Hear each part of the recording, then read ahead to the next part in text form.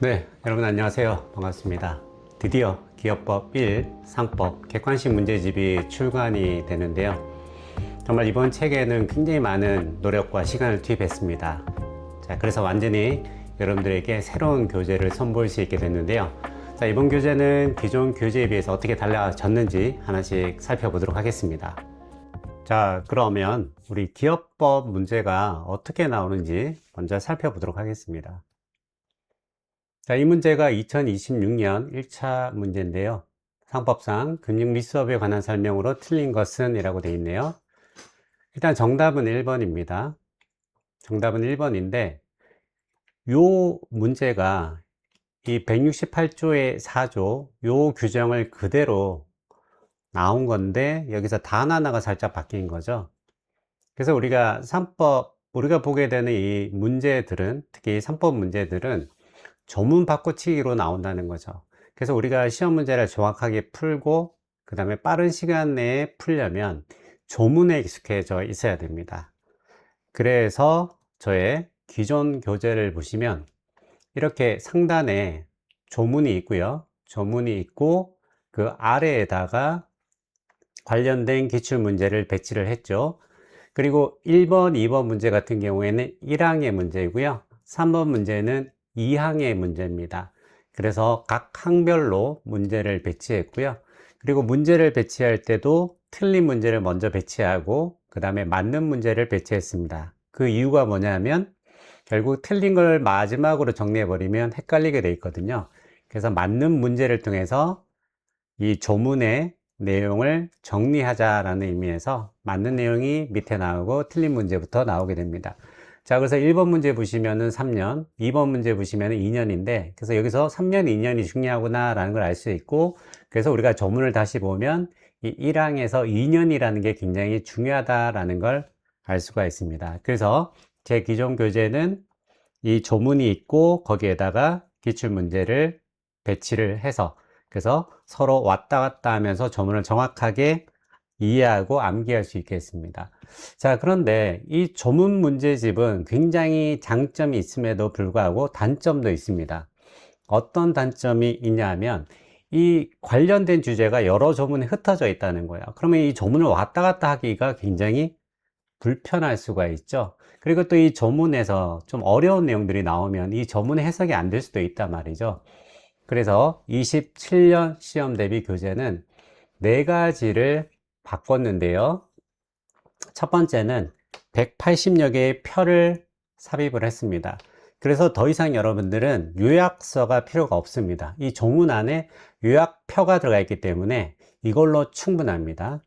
그리고 두 번째로 회계사 시험과 겹치지 않는 세무사 기출문제를 추가를 했습니다. 그리고 세 번째, 이 밑줄을 없애고요. 해답을 별도로 표시했습니다. 그리고 네 번째, 앞글자, 암기를 위한 앞글자를 별도로 부록으로 삽입을 했습니다.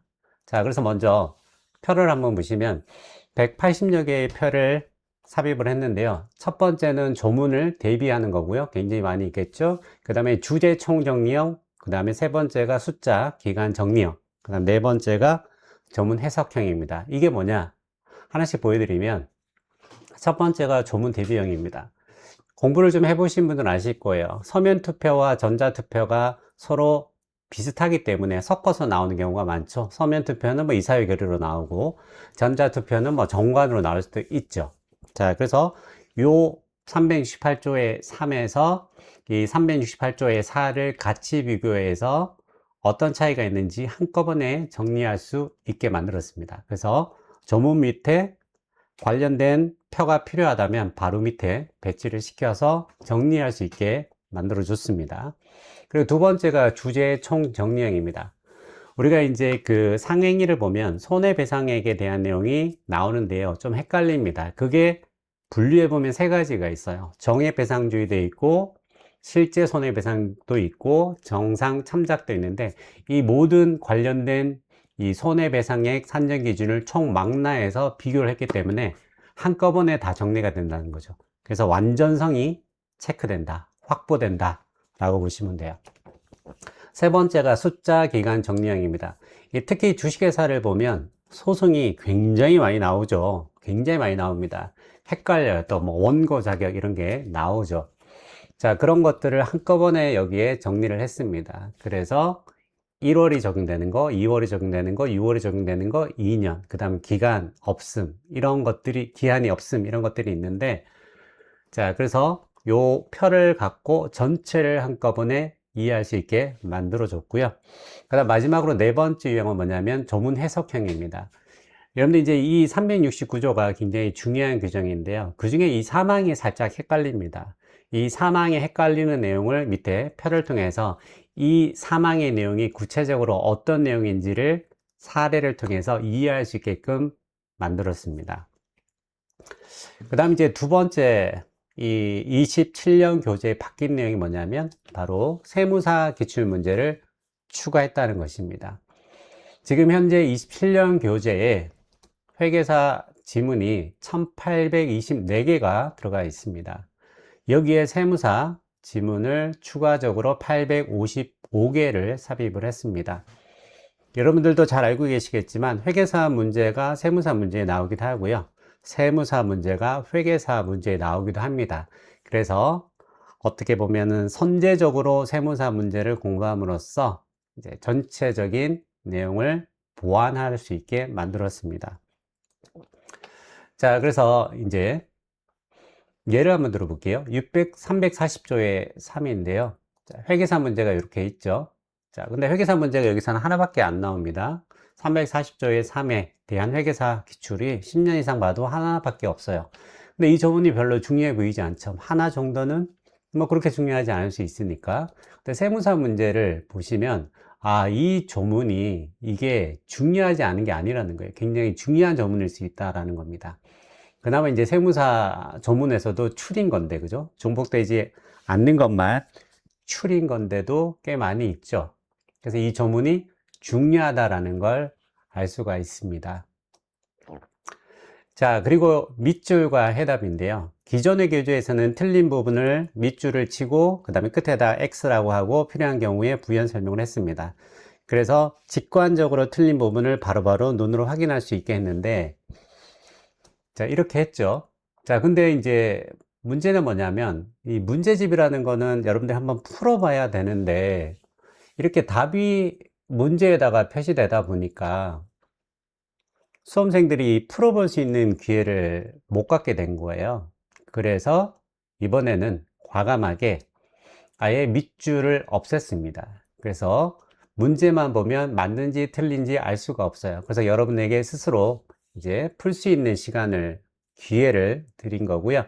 그리고 이제 답을 너무 또 보여주면 안 되기 때문에 답을 살짝 편집을 많이 안 하면서 이렇게 보여줄 수 있게 만들었습니다. 그리고 뭐 X인 경우에, 특히 X인 경우에는 추가적인 설명이 필요하면 이렇게 넣었고요. 그래서 이 조문 밑에 문제를 배치하면 장점이 뭐냐면 문제만 있으면 문제에 대한 해설을 다 조문을 다 적어야 돼요.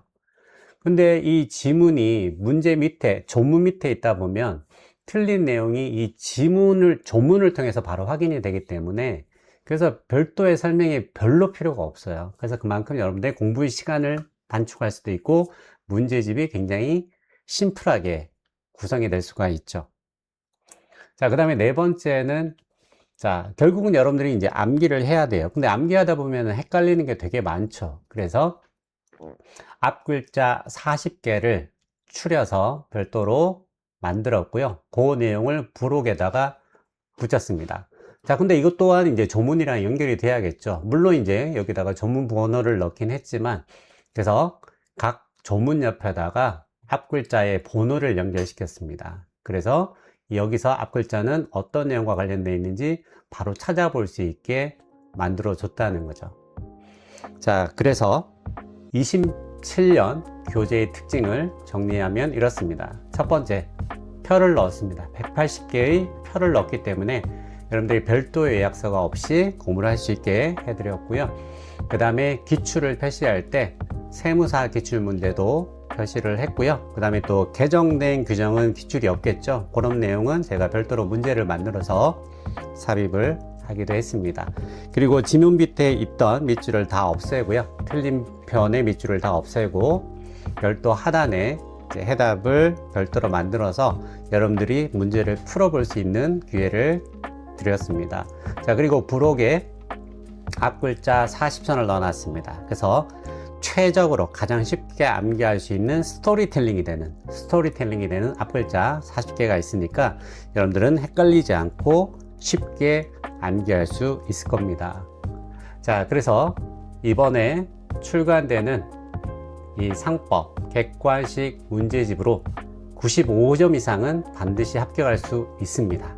자, 여러분의 검투를 기원합니다.